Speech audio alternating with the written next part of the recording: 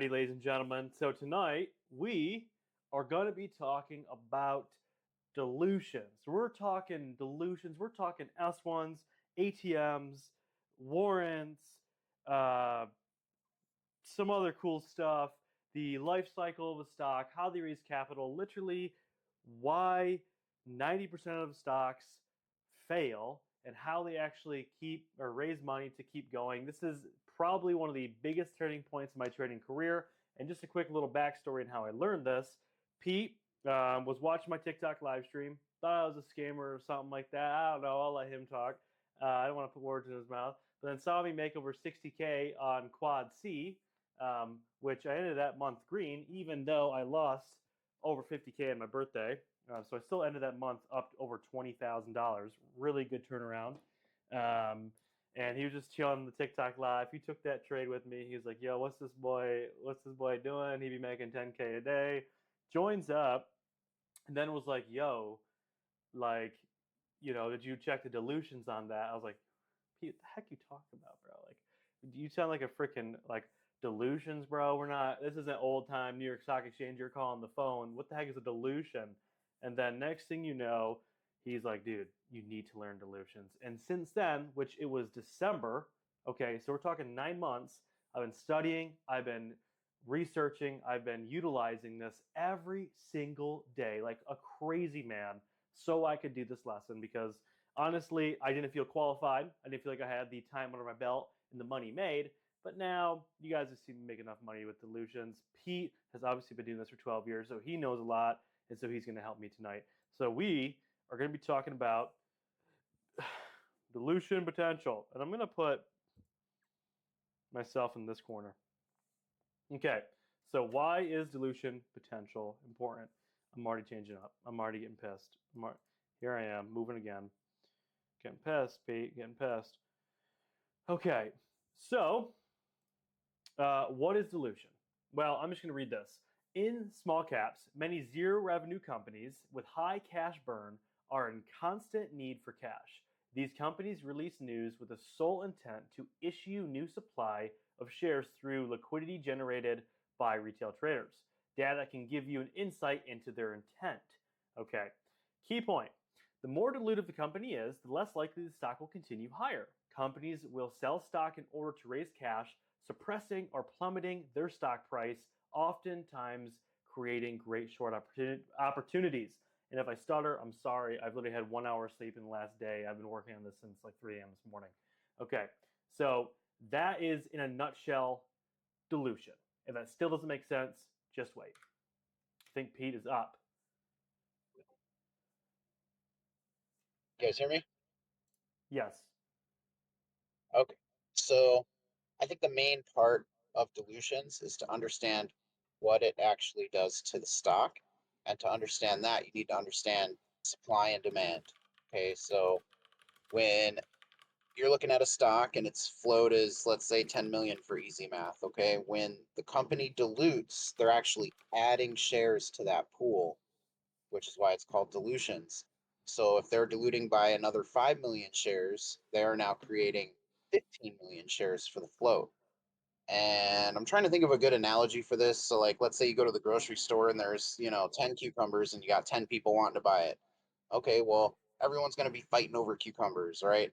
But if somebody in the back comes and brings 20 more cucumbers, okay, nobody's fighting anymore. The cucumbers are probably going to sit there, which is exactly what happens with the shares. So when you have a small supply and you have a ton of traders all trying to grab at these shares from this pool, it's going to spike the stock.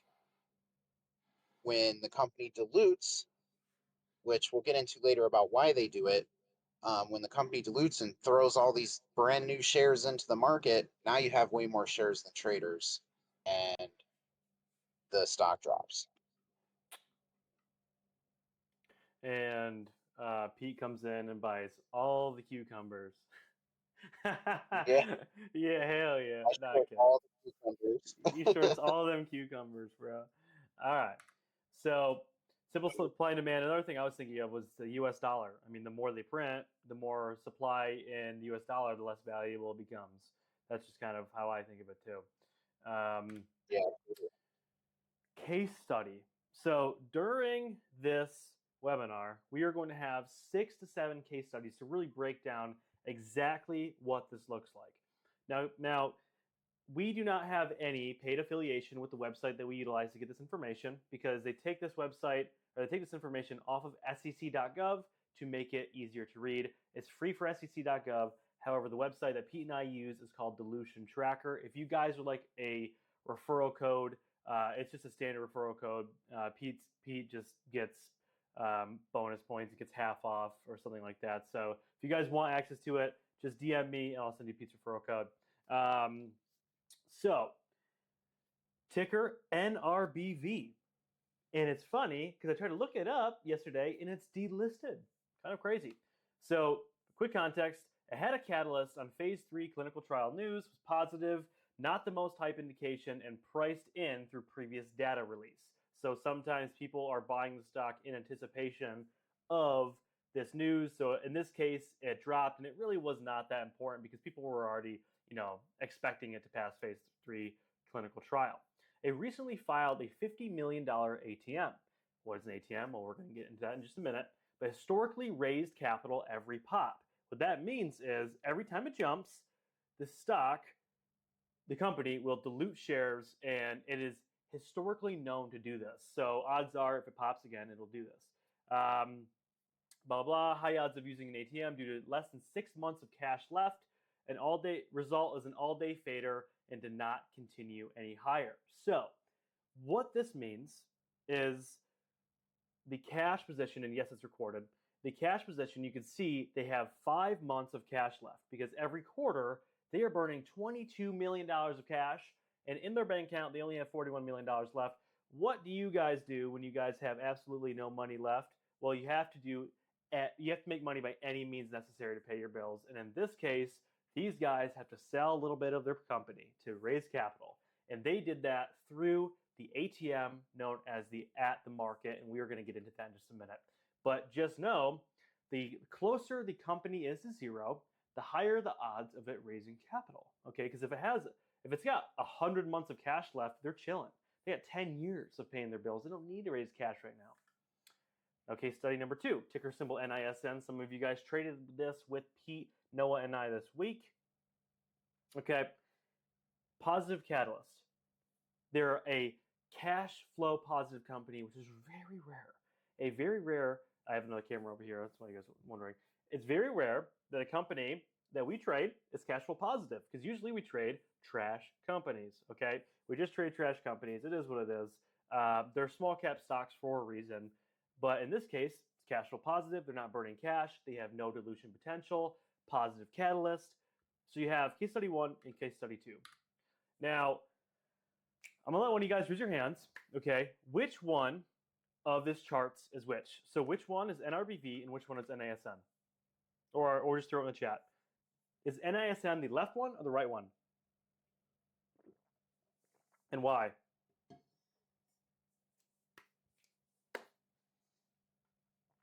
Come on, guys. Right. So Eddie is the only one that is brave enough to answer this question, or is paying attention enough. Eddie said he thinks NISN is the right one. He's correct. Eddie is the right, pick the right stock. So NISN is the right one because it's got it's positive cash flow, it's got a positive catalyst, and has no dilution potential. These are really good indicators of the stock becoming a multi-day runner. If the stock is very dilutive, if the stock is burning cash, the stock is basically going in the shitter pipe, you get what's on the left side, which means the stock pops. Within the same day, it ran 100% and then ended red on the day, becoming an all-day fader and continuing even lower. These type of stocks, these cash flow stocks, are what create bag holders. I'm not gonna have you guys raise your hands, but how many of you guys are still holding FFIE? Okay, we're gonna talk about that in a little bit. These type of stocks are the ones that raise bag holders. The cash flow positive ones are the ones that end up doing really well. Okay, continuing on. So if you guys ever get lost in this video, just look in the description below, and I will link a SEC filings cheat sheet that goes even further in depth into all of the filings because it can get insane. We're not even showing you guys all of them. We're showing you guys the most important ones and the ones that we really think matter. But we're not showing you guys all of them. So if you want to dive even deeper or you just want a cheat sheet, you can go to this link. Okay. So, advanced concept. Oh, snap. Oh, snap. You guys already know when we're talking about advanced concepts, J Money comes out. We already talked about it. Cash flow positive companies end up being multi-day runners. The one to the right is TWOU. I crushed the stock, it ended up being a multi-day runner, continued much higher. The stock to the left was NCNC. Pete made a bunch of money shorting it the other day, made like $1,300 on it, I think. This company had negative 7 months of cash left, okay? And it continued much lower because they were very dilutive and they were cashless. So every opportunity they get, they're doing whatever they can to raise capital and oftentimes selling into the positive movement of their stock price. Let's look at 2 examples here. The average company has about 3 to 6 months of cash left on hand. The closer to zero, the higher odds of there to be dilution, especially if they are negative months. Companies can literally be in such shambles, they have negative months of cash. That sucks. So high cash on cash companies have no reason to dilute their stock. Serve, they haven't really diluted a whole lot yet. They're up a few thousand percent because they have 34.6 months of cash left. They're chilling. While they're burning a little bit of cash, they have several years of cash.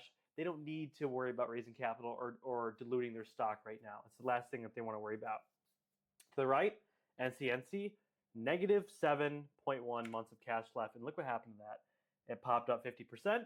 After it popped, became an all-day fader. These guys, you better believe, were raising capital during that move. Okay. Shelf agreements. Holy shelf agreement. That shelf agreement. I gotta get some water. How are we feeling so far, guys? Thumbs up? Okay, cool. Shelf agreements, I like to think of a stack of pancakes. Okay. Now, shelf agreements, I'll read this. Shelf registrations allow companies, especially high cash burning, small cap ones, to raise money by issuing shares over the next 3 years without needing to register each offering with the SEC. The SEC is like, all right, I'm getting sick and tired of these crappy companies that ends up being 90% of the market. I don't want them to hit my line every single freaking time they want to raise capital, which seems to be every month. I'm just going to give them a shelf. This process provides flexibility to issue equity as needed without immediate plans for an offering. Common uses include registered direct offerings, RDOs, ATMs at the market agreements, and equity lines of credit. Basically, what this means is the companies go to the SEC and say, hey, SEC, we suck. We suck as a company. We do not make money, so we like to raise capital, but we want to pump our stock price up first to dilute. And the SEC is like, all right, bro, I'm going to give you a shelf agreement.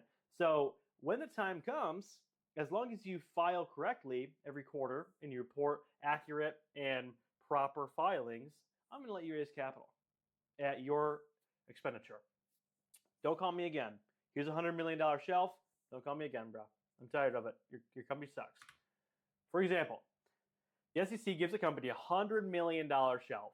Okay, that's a pretty decent shelf, but I mean, I've seen ones even bigger than that. Trust me, I've seen them bigger. Okay.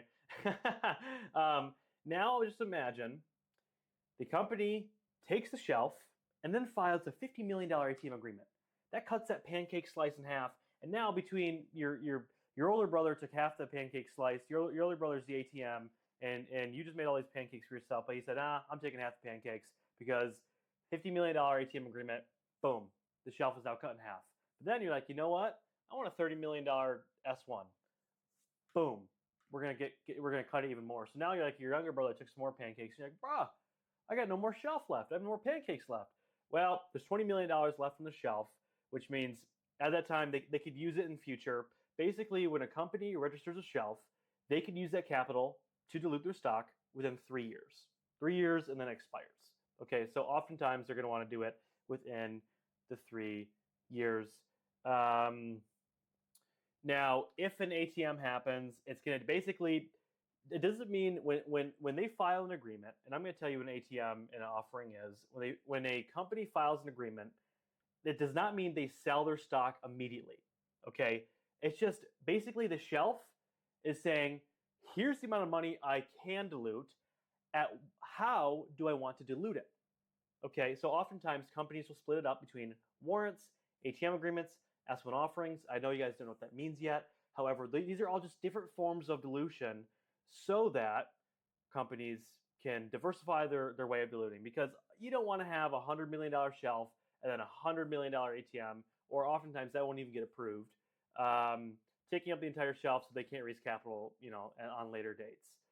So just think about a shelf agreement as the total amount raisable in the 3 years after they issue it. Okay, so if the shelf is coming up, so we're dealing now with 2021 shelves. If they're about to expire, odds are they'll probably either amend the shelf or they will dilute the remaining share money on the shelf so they can use all of it. Okay, pancake analogy. ATMs. Okay, an Can I ATM. I piggyback put off you for a second? absolutely, bro. So the shelf is the cap of how much they can dilute. And they do that so that a company cannot dilute too much.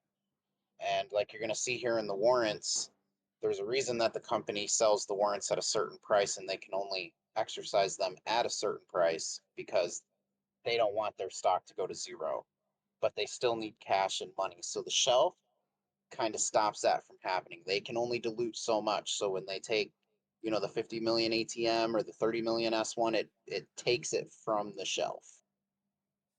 And once they used up the shelf, they cannot use any more unless they refile for another shelf. So, does that make sense, guys? Give me a thumbs up if the shelf makes sense.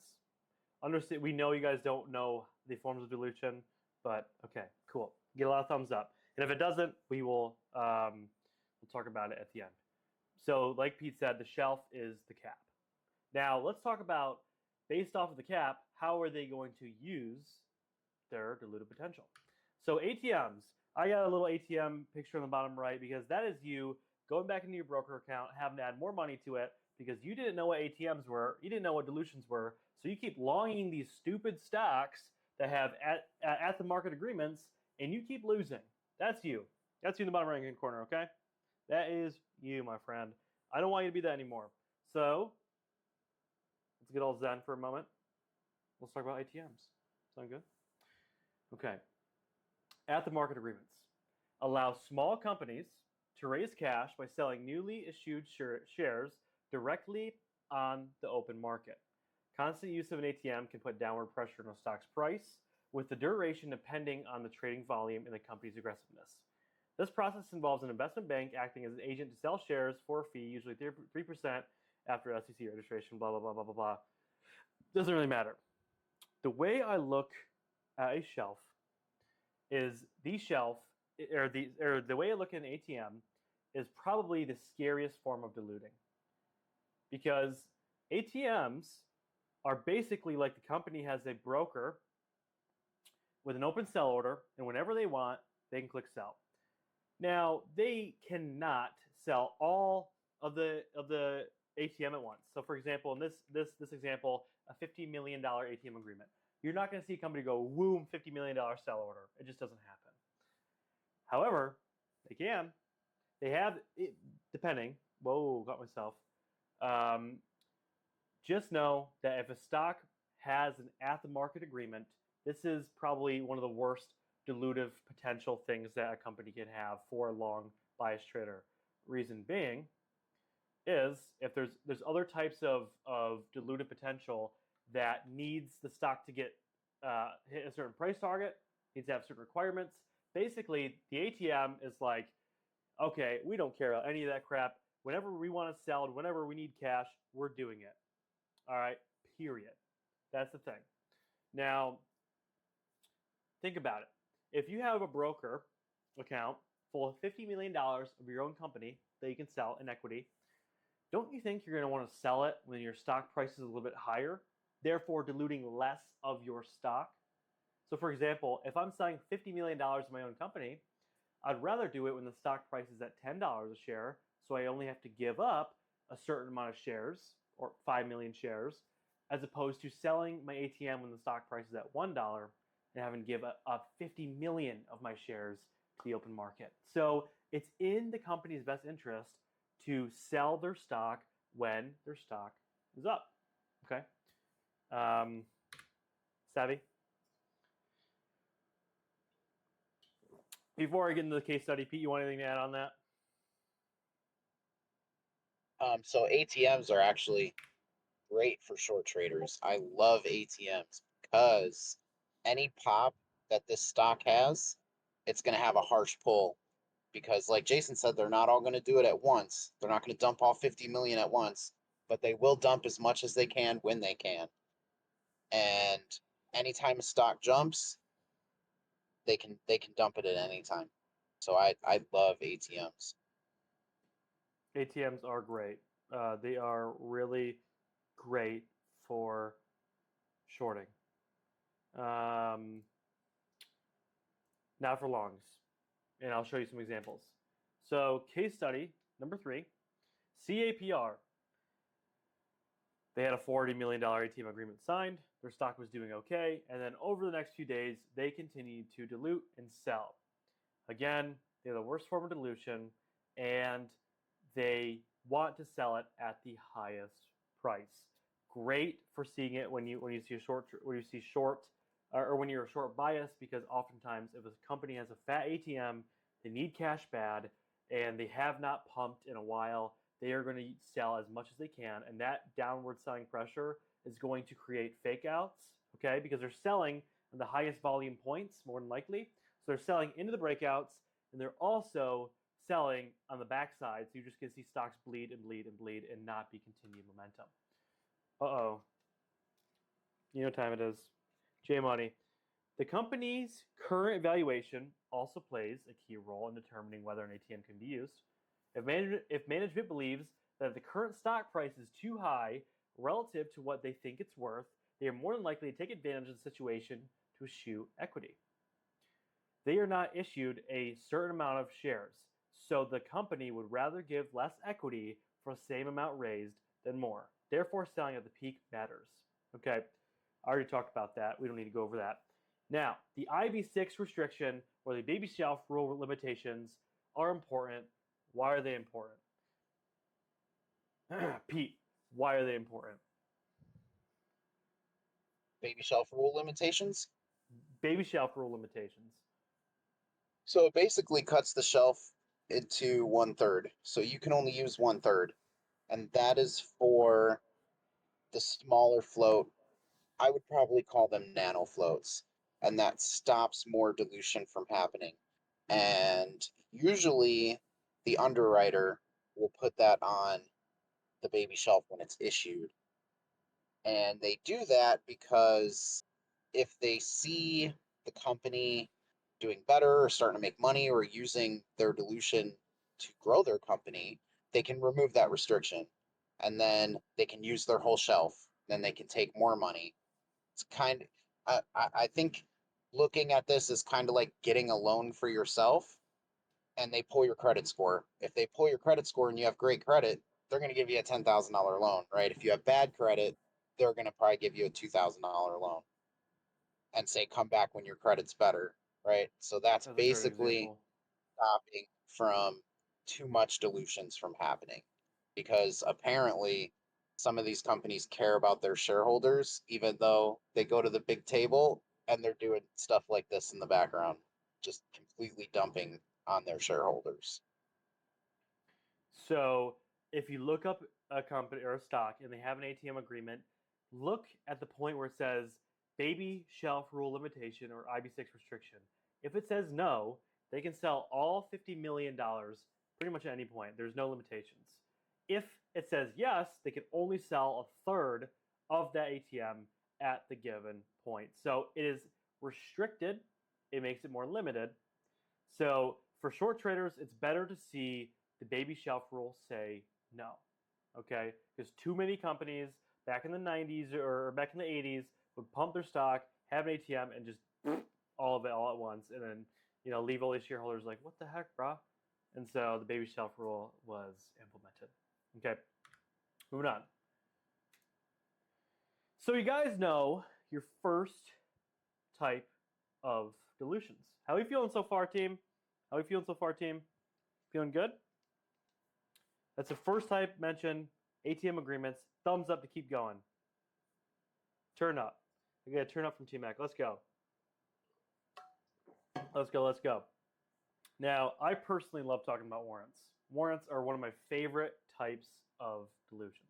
Okay, so warrants are similar to call options, but warrants allow the holder to acquire shares at a predetermined price, but are typically issued by companies alongside common stock to attract investors. Common holders and purpose is often hedge funds participating in small cap equity offerings hold these warrants, which provide additional upside without downside risk unless they decide to exercise them. Once the stock reaches the exercise price, investors can liquidate their shares at that level or any price above it. If the stock falls below the exercise price in the same day, warrants are not exercisable. That's important. That's important. So think of it like this. An outside hedge fund, profit chaser capital, because we're big now, you know what I mean? We say, hey, FFIE, I like your stock. I like the way you work. I like how you just dump on your investors. I want some of that. If your stock ever gets to $1 a share, I will liquidate or have the option to liquidate. Before that, I choose not to liquidate, but you better get to $1 a share before my warrant expires or my cash position will be zero and I will come after you and your family. Okay, so case study number 4, LIPO. You guys saw me do this last week. It was one of my favorite trades I've taken, even though I didn't make a ton of money. It was all dilutive backed, and I was so confident in it. And you're like, J Money, why didn't you size up? I think it had SSR, so I really couldn't size up in this one. Really sucks. Really sucks. I know. I made $600 on it though. So they had a 1.3 million share warrant at $1.40. This was the first time the stock reached this price since warrants were in place. Investors were eager to take some profit. So you look at the website, you see that they are registered. You see the size of it. Okay, look at this. So the remaining warrants outstanding is 1.3 million. The total warrants issued is 1.3 million. So I have not taken any profit, and the exercise price is at $1.40. Now, if I cut off the screenshot, but you can see the date they started these, issued these warrants. You can see on the daily chart, from that point till now, they have not even came close to $1.40.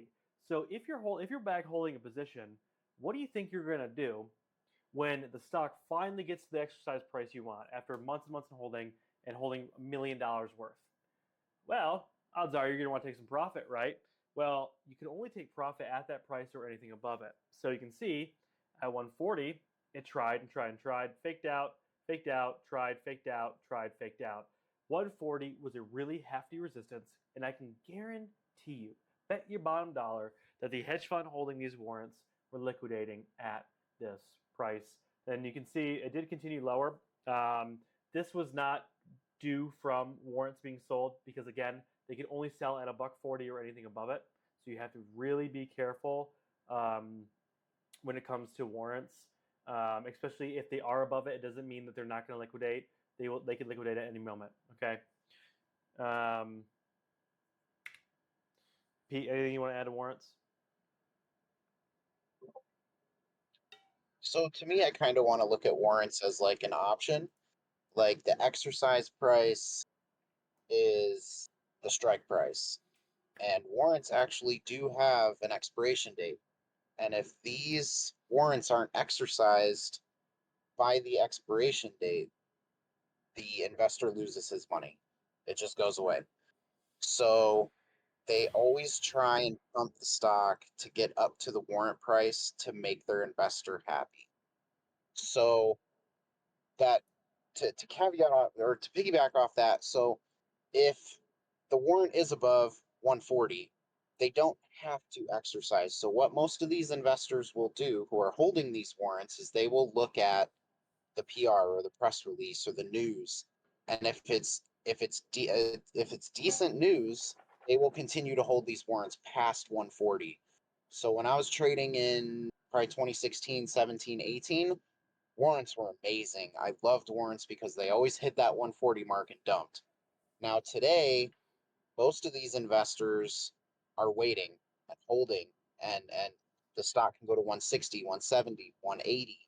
So you really want to be patient with warrants. Warrants aren't my favorite thing anymore. I love ATMs more. So warrants, watch it at 140. Like if you're seeing this and you see warrants at 140, watch it at 140. If you see it slam back down and then try and come back up and slam back down, watch the tape too. You'll see big order blocks coming through, and you know those are those warrants being exercised. So you could take a short position based off that. I would. But if you see it jump above 140 and you're not really seeing a bunch of volume coming through, you know they're not exercising yet, but you know that they can.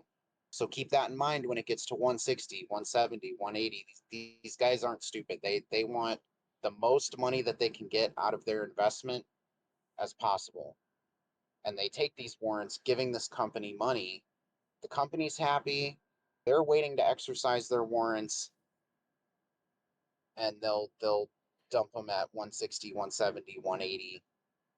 Unless the PR isn't that great, or like Jason said, they're holding these warrants and they're almost at their expiration date. So pay attention to the expiration date too, because if that's coming up and the stock is just creeping up to 140, they're going to want to dump those immediately. I don't know what LIPO's expiration date was. It was probably pretty close. But pay attention to all that stuff when you're looking at warrants, and you're waiting to see if that price is actually going to get exercised or not. I would say as well, look at the amount of warrants outstanding, and then look at what is the float slash uh, uh, shares outstanding. Because if the warrants take up a large sum of the float, then you know it's going to impact it heavily. For example, LIPO, I think its float was like 7.3, 7.2, 7. I think it's 7.1 actually, million share float. So 1.3 million shares of a 7.3 million share float, that is a large majority of shares. So 1 out of every 7 shares or more was being held by this warrant note. That's a lot. Now, if this is a 100 million, um, 100 million float and the warrant is 100,000 shares, it's like, not that big of a deal. So I make sure to look at the ratio between the two to see the importance of that warrant. If a stock has multiple, excuse me, if a stock has multiple warrants held by different or similar hedge fund owners, for example, LIPO only had 1 warrant at $1.40. You see sometimes some of these companies have warrants at 140, 250, 350, and then it'll say like 1300, and you're like, bro, who in the heck is thinking that they are going to liquidate their warrants at 1300? Good luck, Buster Brown. That is because of reverse splits. So if a stock has a reverse split, they have to also change the exercise price, according to the reverse split. So if you see some crazy outlandish warrants, it's because I had some crazy RSs and the company sucks. But just keep a mental note out. This is what I like to do for warrants. I like to see how big they are compared to the float. Ratio is really key. If it's over a tenth, that's a really big warrant. But also look at when the last time that stock reached that level. Oftentimes it was probably a while ago, and these hedge fund owners are investors and traders too. They want to liquidate their money and they want to get their cash out. They don't want this to expire and go to zero, and be left with nothing. Just know that. Okay, that's warrants. Oh, the big dumpers. The big dumpers. This is where I tag Pete in, for the S1s. And this is where it creates backholders. Okay.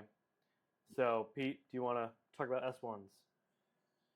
Yeah, so S1s are just registration statements. So to kind of touch on something that Jason was talking about before, how you got dilution tracker now and it tracks everything for you. Dilution tracker is relatively new. So back in like 13, 14, 15, shoot, I think even up to 18, 2018, there was no dilution tracker. So what you had to do was you had to go into sec.gov and actually read all of these filings, which I kind of encourage you guys to do so that you can see what the filings actually look like. So you'll see a lot of S1s. So S1s are really just registration statements. So they have to they have to report everything to the SEC. So that could be an IPO, that could be changes to floats, or even what they're paying the CEO. So S1s are just registration statements, but they also include dilutions like warrants or things like that. Um, I don't think we included S3s in here, did we, Jason? Include S3s? I took them out. Okay, so S3s are kind of the same thing without the IPOs, just with special conditions. So really, the S1 is a registration statement. So keep that in mind, and maybe go to sec.gov and kind of look at a S1, and you'll see how they hide things in there, right? So like they have these first boxes that explain like what the company is, what they're doing, all of that, and then you'll scroll down and you'll see a little box, and it'll talk about offerings and how much the CEO is making off this offering. And it's just because that has to be reported, but they know most people aren't going to go through there and read. So Dilution Tracker actually pulls everything out of the S1 that's important and puts it on their website, which is great. I wish I had it 10 years ago, but yeah, so that's really what a S1 is. So to piggyback off that, when I look at an S1, I think of that as a ticking time bomb because at any moment, if it's registered and it's priced, they can liquidate that, and that is millions of dollars worth of stock just whoosh, down the drain.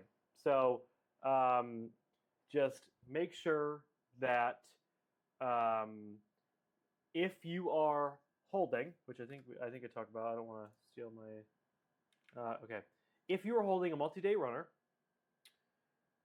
to the upside, you really want to keep track of do they have an S1 and how big is it?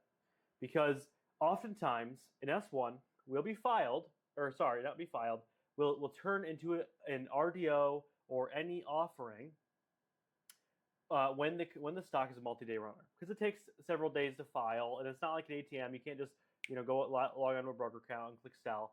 However, um, if it's a multi-day runner and the stock price is propped up, that's usually when they hit an S1, or that's when they usually hit a secondary offering, and that is millions of dollars of stock being sold at that exact moment. That is not. It's clearing the order book, absolutely obliterating the order book, and oftentimes it's pre-market and post market, which is shocking because that's where it's going to do the most damage. Um, but this is not ATM selling when they want. This is all of it at once. The big dumper, the killer of momentum, the maker of bag holders. Yeah, you can make it whatever name you want. Many of you have probably held through an S1 or an offering. Case study. Case study number 5, ticker symbol silo. This was a sick multi-day runner. Y'all know I caught this entire move to the upside. I mean, I don't even got to brag about it. So I did it. Been there, done that. Made a few thousand on it. Is what it is. Move on. Oftentimes, offerings happen on multi-day runners. We talked about that. Very rarely are registered direct offerings or secondary offerings used on the first green day. That's important. I have a funny story about that.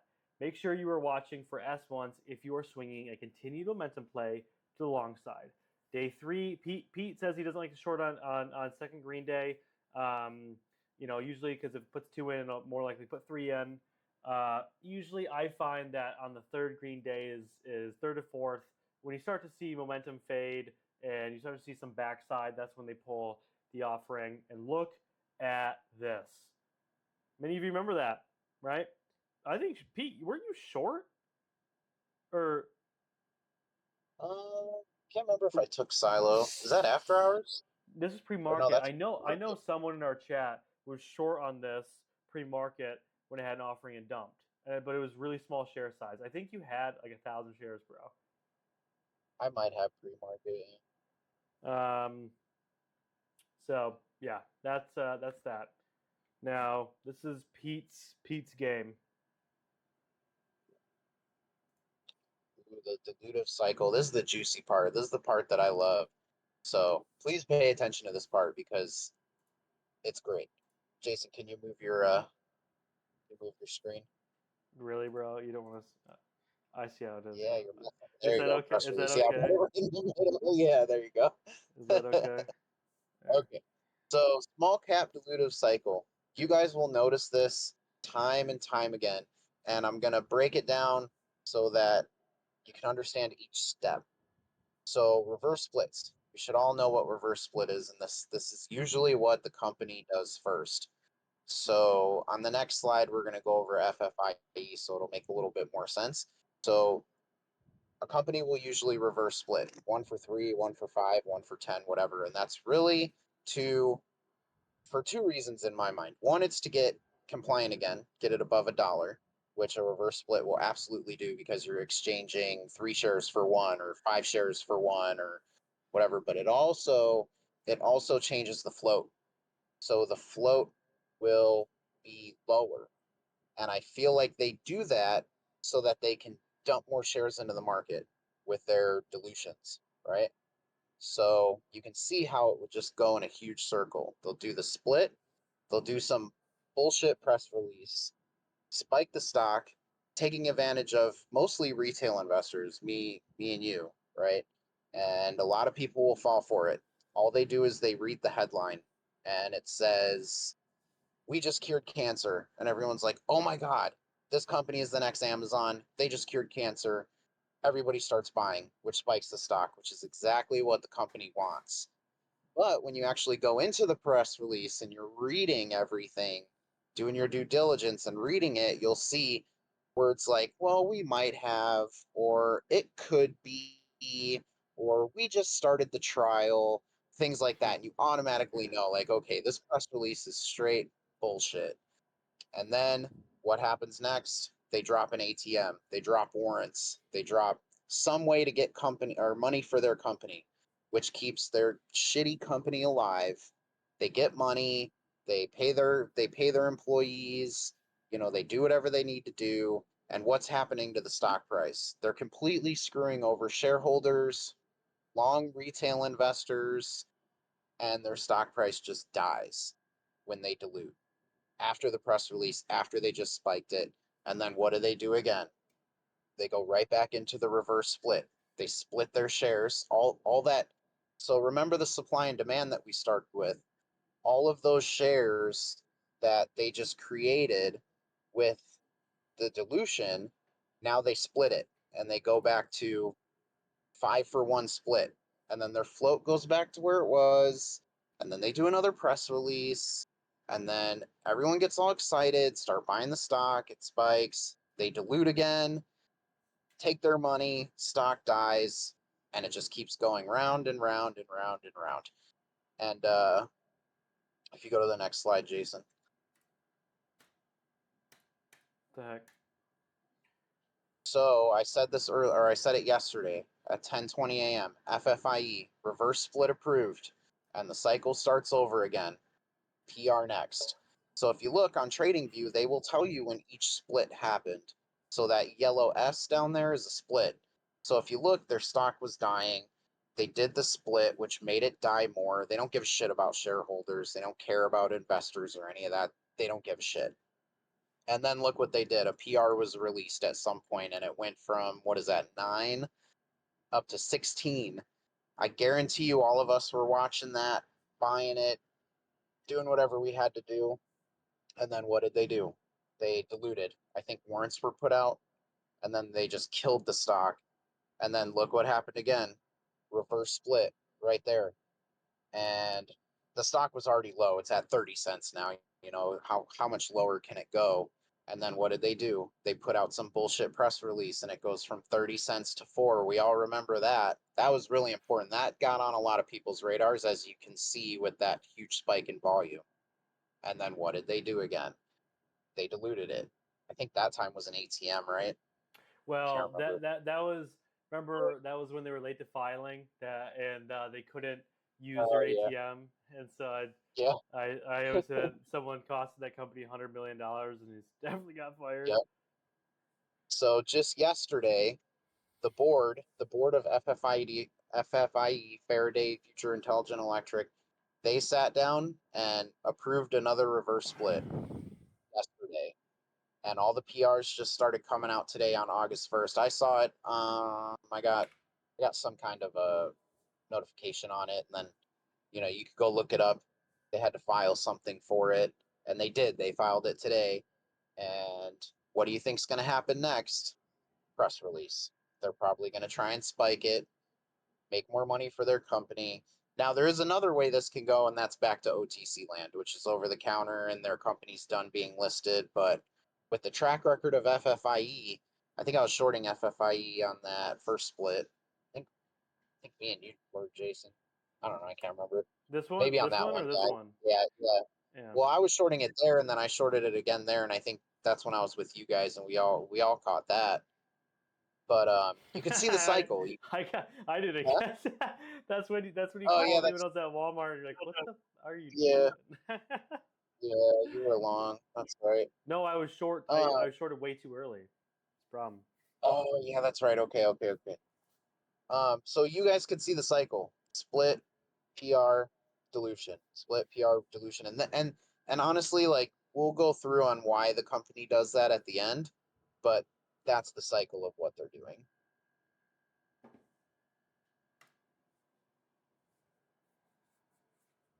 This is a another case study that I found, and I actually ended up longing it through this consolidation, and I made money because they did it again.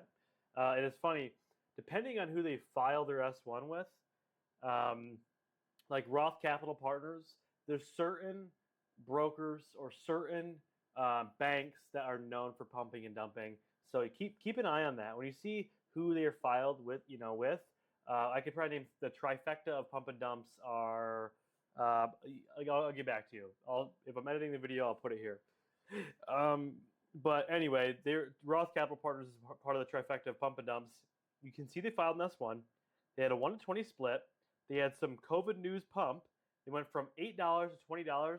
But notice that the day actually ended red, which means they went from $8 to $20, but then they actually ended lower. Sorry, they went from $10 to 20, then ended at 8, and then the next day to 3. So you can see that this is the trifecta of, or the life cycle of a penny stock to raise capital. They have they file their S1, they have a reverse split, then they have a press release, then they dilute. So how do I keep it? How do I take advantage of that? I just look at upcoming S1 filings, and then I see if the recent S1 filings have a reverse split planned. So if they have both of those, usually that means you can start buying it after the reverse split because they'll have the float will be depleted, so it's easier to pump, and they'll have a PR. They'll pump it, they'll dilute it. Same old, same old. Yeah, and I do want to say that you can make money on both sides. I mean, FFIE right now, you see the reverse splits coming. So watch for the PR. If you get in early enough, you could probably catch that ride up before they actually dilute. I've never been good at it. I've tried and I'm not good at it. Jason's caught a bunch. I know a lot of you other guys have caught a bunch, but I'm better at shorting it on the backside and catching the dilution or all that. So why these companies do it. So they raise money to keep their failing business alive. It's an easy way to raise money, especially when interest rates are high without taking on additional debt. So when interest rates were low, saw a lot less dilutions because these companies were able to take business loans that were um, at low interest rates. So it actually made more sense. And I think it actually spiked stocks higher because then they didn't have the need to dilute, but they also do it to raise money when they cannot get those loans because of high interest rates. So they also reduce their debt. So as they make the money from ATMs, warrants, whatever, they can put that on debt. So old debt that they've had, whatever, debt. So, or they can make strategic investments. They can buy more uh, equipment. They can pay their employees. They can keep that keeps their employees there because now they just got a paycheck, and just trying to grow their business, right? Which actually, I'm not going to touch on this too much because it's more large cap and long term holdings, but it also increases their book value, and their book value is what a lot of investors will look at. Um, to not get too in depth, book value is just if they liquidated their company, how much would it be worth? How much money would they get off the company, which is what slimy Warren Buffett did when he first started. But that's neither here nor there. So the the uh, the companies do this to keep their business alive, which is also why I shorted FSEE in after hours today because I immediately pulled up their dilution tracker and I immediately saw that they were 7 months uh, negative for cash. So that that kind of confirmed in my mind what the company is. So when I'm looking at large cap companies to invest in, right, I immediately go to their dividends. I know some of you guys know this about me, but I'll immediately go to their dividends. And if I see increased dividends over 20 years, that's obviously a decent company. They're making money. They're increasing their dividends. They're sharing it with their shareholders. That's a good blue chip company, which I think is why it's so hard for me to long companies like this because I know that they're just slimy and they're trying to keep their business alive and they're just dumping on all their shareholders. And yeah, anything you want to add, Jason? So um, there was something I wanted to add. You talked about um, so the we talked about S1s, warrants, ATMs. These are the three most popular types of dilutions. There's also equity lines and convertible notes. We're not going to get into that tonight because we don't want to give you information overload more than we already have. In my opinion, they are not as important as the ones that we've learned, but I just want to let you know in case you wanted to go above and beyond and learn those, you can do a quick Google search. But I mean, that in a nutshell is it. Is it wrong for these companies to do this? I mean, it's keeping their company alive. So, would you do something differently? Would you let your company die? Odds are probably not. It's just how it is, guys. Everything is cyclical. And these crap companies, if you pull up the daily chart on a majority of them, it looks like this: failure, failure, failure. I think like 90% of stocks are currently lower than their IPO value right now. Often, more companies fail than succeed in the market. In fact, I think over 95% of companies probably are burning cash every single month. I tell you right now, out of every stock I pull up, maybe 10%, but more likely 5% of them actually are cash flow positive, one in every 20.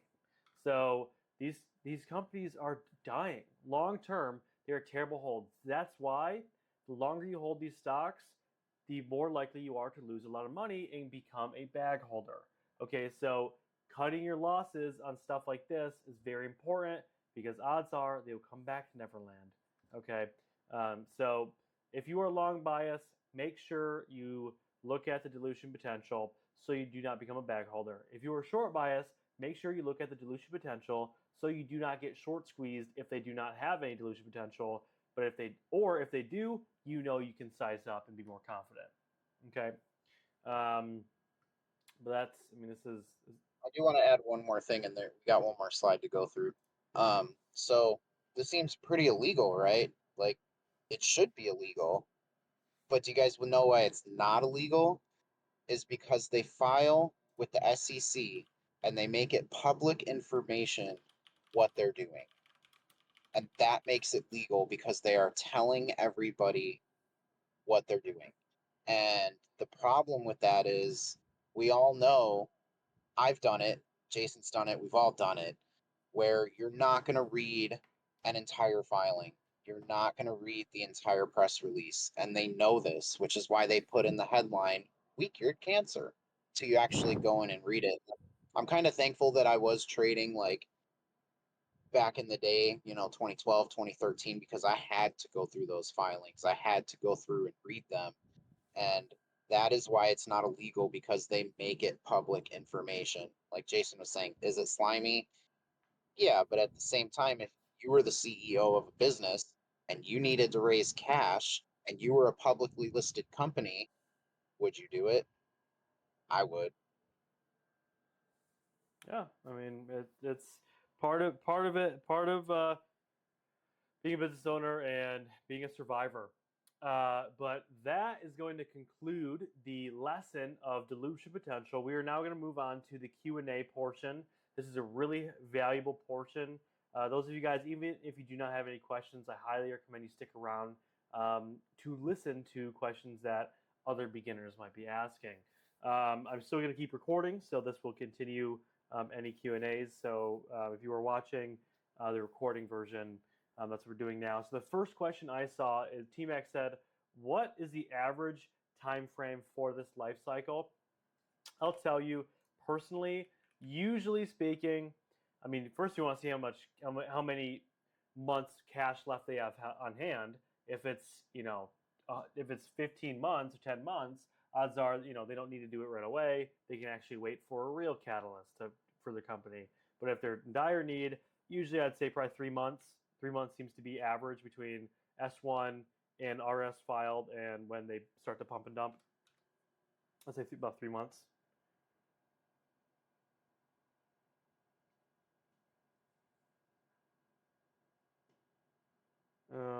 Raised hand. Yeah, let me wait to speak. Man, RVR is just ruthless. You should be a teacher, bro. You should be like Hey, you should be like editing papers. so I have a question. If you go back to the shelf slide, can you go back to the shelf slide? Pancakes. Yep. The question I have, so the shelf is the total like possible thing that they can dilute. So say there's 50 million ATM and a 30 million S1 offering, like in 20 million's left on the shelf. What do they do with that? Do they file another ATM or S1 for the rest? They could in the future, but you have But to you under right? what? So like they can't do anything with the 20 million left on the shelf unless they have an S1 or ATM filed. Right. So if they have $1 billion on the shelf, they can't click sell immediately that day. There has to be some sort of filings. Now, the way Okay. companies get around this that I've found, and we didn't touch on tonight, is what's called private placements. Private placements are the easiest way, in my opinion, to get a lot of capital and off of the shelf without any S1s being filed. You see that SCRV had a private placement the other day. So the shelf is still mighty important, even if there isn't an S1 or an ATM agreement.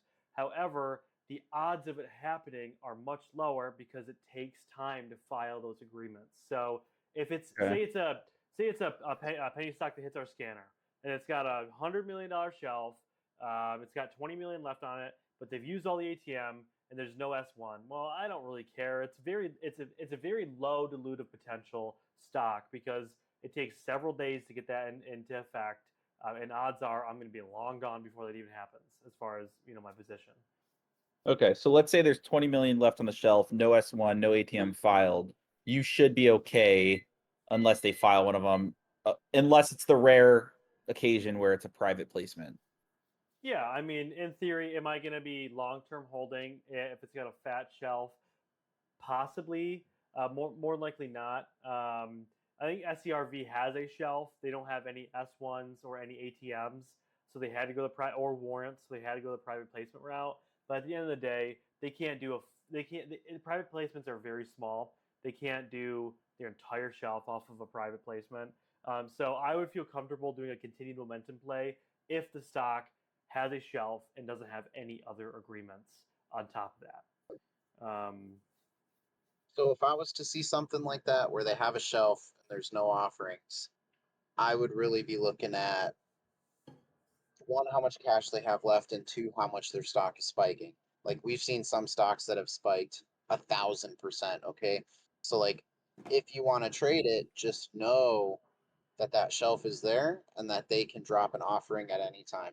I very rarely see these companies drop offerings during the day. It does happen, and you know that they need cash bad because you look at how much cash they have left, and it's like -5 months. Of course, they're going to drop it midday, but it mostly happens after hours, which is part of the reason why I gapped serve, which was a bad idea, but they did have a lot of cash left, but I had a feeling that they were going to offer after hours, which didn't happen, but it does happen a lot. So if I saw an entire shelf that was just sitting there ready to go, just know that they can do it at any time. Just an offering, warrant, ATM, whatever. Yeah, so T-Mac, you're right. So the pancake analogy simply means that this is a full shelf, $100 million shelf.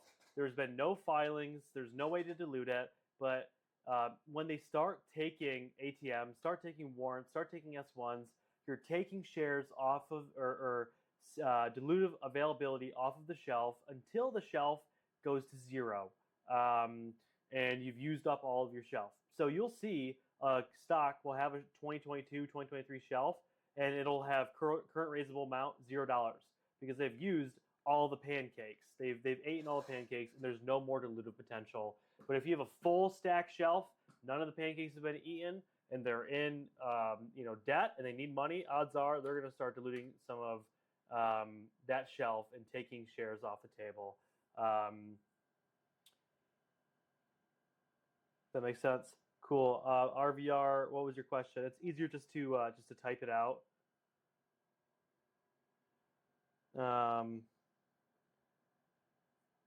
No.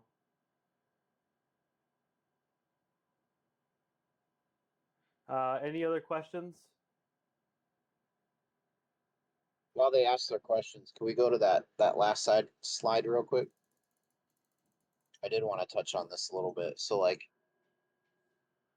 I see a lot of questions in the chat throughout the day about like, is this a long? Is it a short? It's usually not you guys, but like this should give you more conviction in your shorts. It does for me. Like if you see a company running out of cash and they have warrants or whatever, like that should give you more conviction in a short, or at the very least make you more cautious in a long, especially if you're going to hold it for a while, right?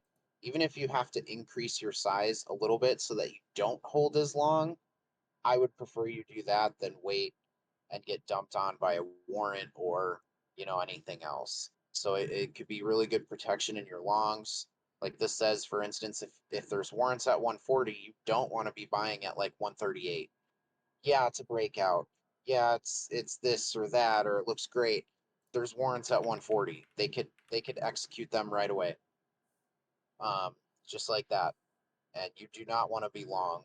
And before I learned all this, it must have been like 2017, 2016.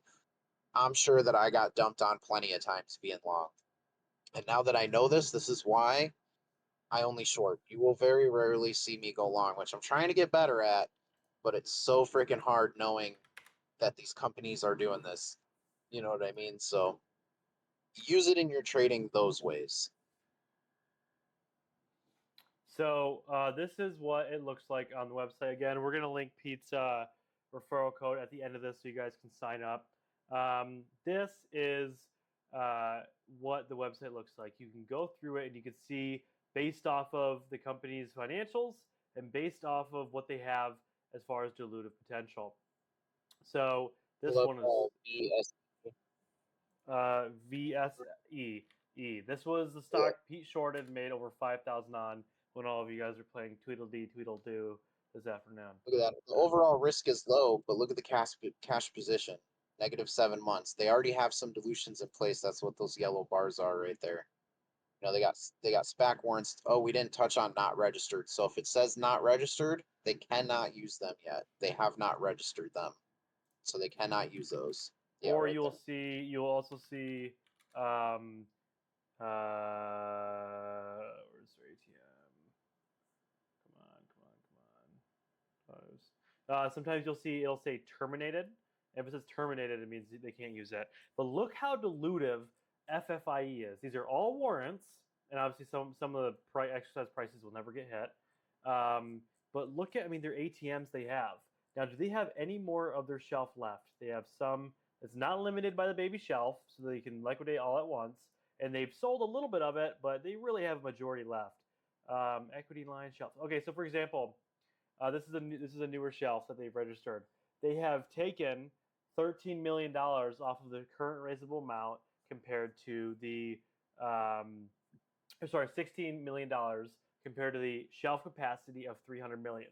So technically, they could file an ATM for $200 million, and then that would bring that shelf down to 83 million. Okay. And they will, I guarantee it, because they just approved a split, and you remember the cycle. Look Split. at this. This is Watch PR. perfect example. This shelf has a $350 million shelf. Now, it automatically takes off the shelf before the ATM is used. Note that. That was something Pete had to correct me on a few months ago. I always thought it didn't calculate until they use the ATM. No. The second the ATM is filed, it's taken off the shelf. You can see, I don't know what they used the other 50 million on a few months ago, but you can see they took $100 million off of the shelf and put it into an ATM. So they can liquidate $100 million worth, and they have 9.4 months of cash left. So if they get down to a few months of cash left, what are they going to be doing? Doing this. And like I said, they would rather sell their stock at a higher price than lower price, so you'll probably see these guys pump. Yeah, they got a little bit of time left. NUZE was a great... yeah, look, they just put out warrants in April. NUZE. So look at September 2020 ATM terminated. So this exceeded the... it was either terminated... it can be terminated for a lot of reasons, but in this case, it was just expired, it looks like. They just put some new April 2024 warrants.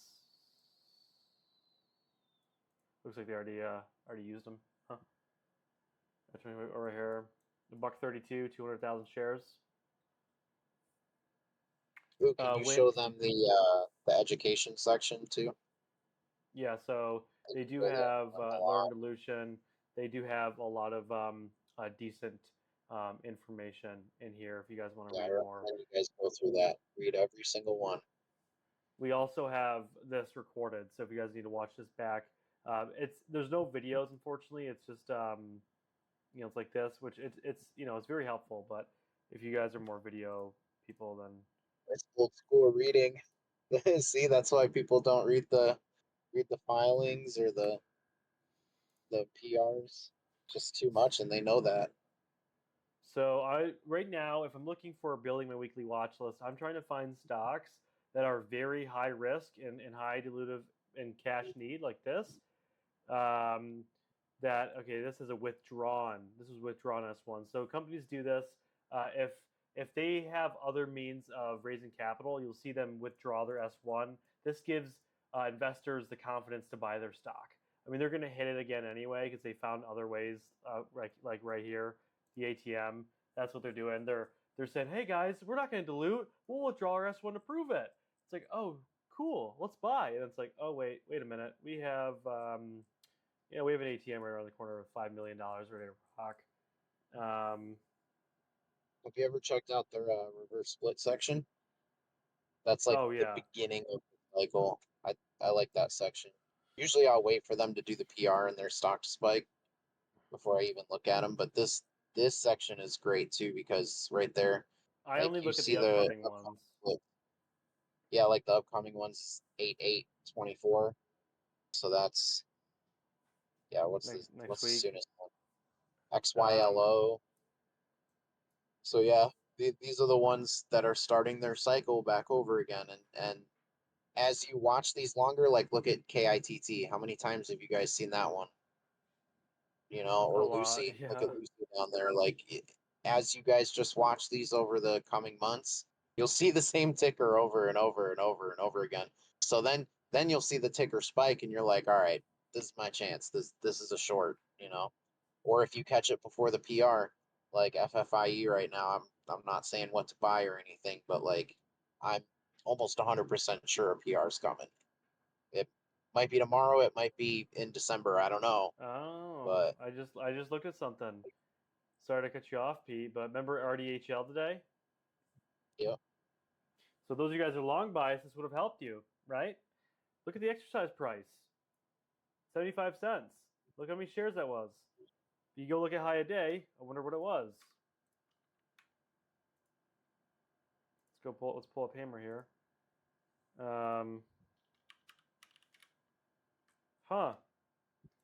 There's high a day. Wonder why. Okay. Prime example of why it's important to look at dilutions if you're long or short bias. So for me, the way I use it to the long side is if I see a ticker like this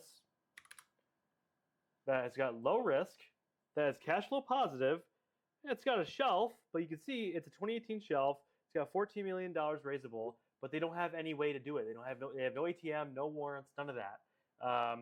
So it's really useless. So it's low risk, and they're they're cash flow positive. So you know that the news that they put out, generally speaking, is transparent and real news, because they don't need the stock price to go any higher right now. They don't need to raise capital. They make money, and it ends up being a multi-day runner.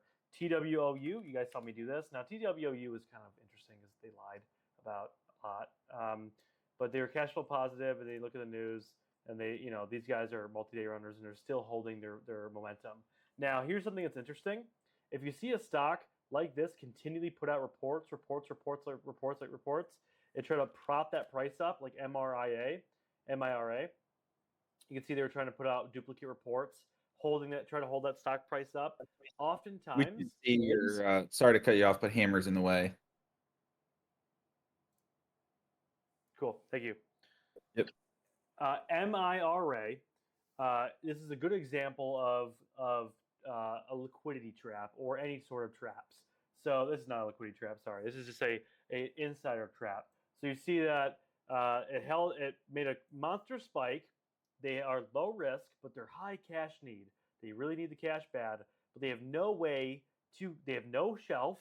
They have no S1. They have nothing. They have warrants that will not be exercised because the stock will not get to $5.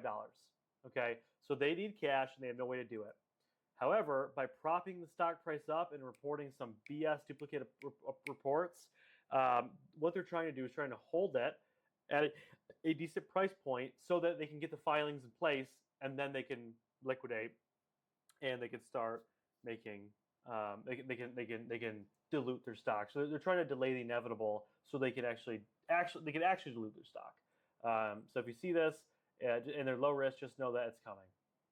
TWOU is I think is something similar. I mean, look at, like, really, do you really need a press release every single freaking day? Probably not. And if you look at the press releases, they hid the negative, a double press release. They had a good one, then a really bad one. So look at significantly strengthened balance sheet. And then also that morning they get investigations for fraudulent investments. Then you also look at the significance in their balance sheet, and that basically is a really fancy way of saying, hey guys, we're bankrupt and we're going to get delisted September 6th. Crazy. Any other questions, guys? And I know how you guys are feeling right now, exactly how I felt when I first learned this, and how Jason felt. Like, damn, how many times have I been dumped on? How many times have I lost money because I bought into a warrant, right? Like, it's okay, because now you know. Now you know. Yep. Now you know. RDHO, what's that looking like? Are you still holding, bro? Ain't looking good to me.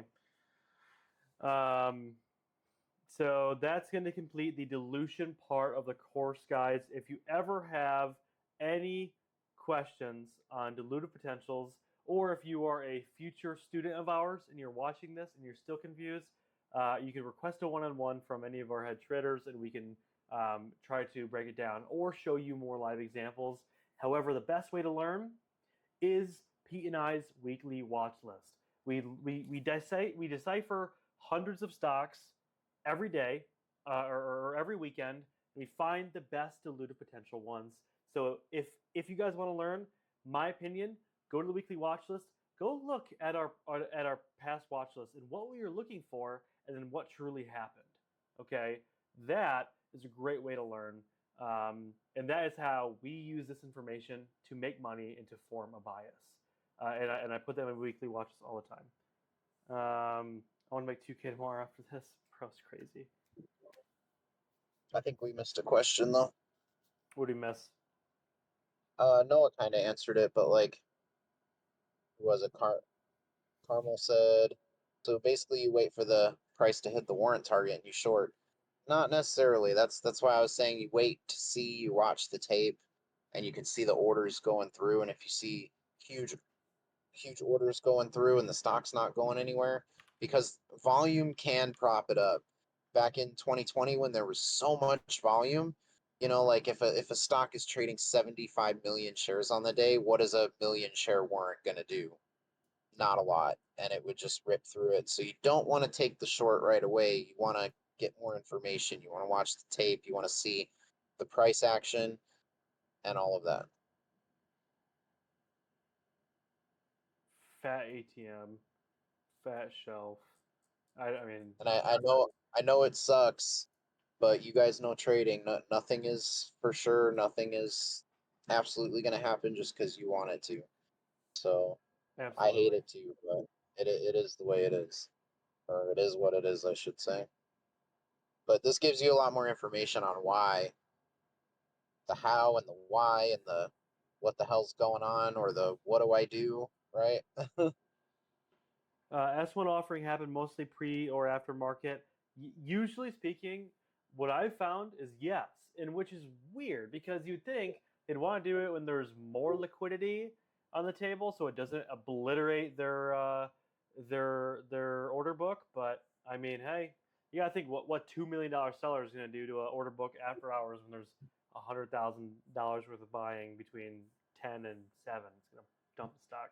I think it's because a lot of people can't trade after hours or pre-market, and when they release the news about an S1 or an offering or something, they don't want their stock to die.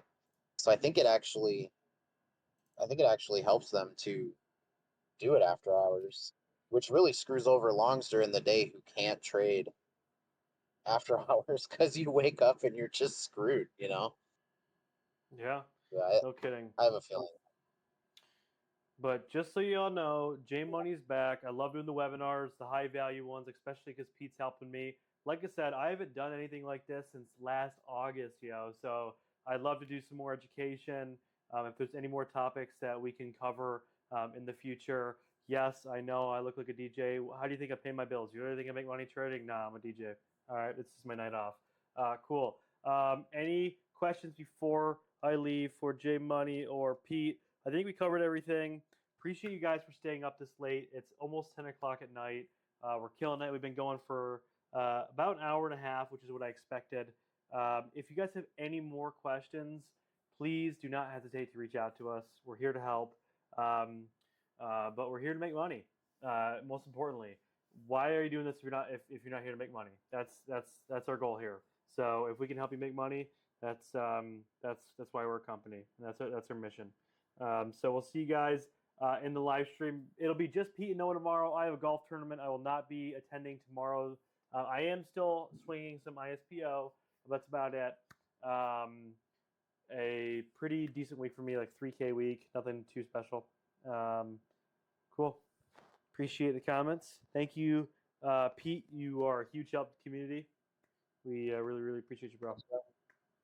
I might be here in the morning. I'm not sure. I'll probably trade pre-market, but I'm not sure about market open. Okay. And also, if you guys want to do one-on-ones with Pete and I and want to apply to our inner circle and trade pre-market with us, have access to Hammer, and go on kick-ass vacations with us and trade alongside us, you guys can apply for inner circle. We have 2 spots open. I do already have an application in for one of them, but there is another spot open. So if you guys are interested in that, again, I haven't accepted anyone in the inner circle since Pete, and that was almost a year ago. So it's very selective, and I like to have a really awesome group, a dynamic group. So if you guys are interested, DM me because we got 2 spots and they will go. Dang, Pete, you're gonna leave me hanging tomorrow. It's just gonna be me trading. Wow. Yeah, I got business. More and more business. No. Got business, son. Got business.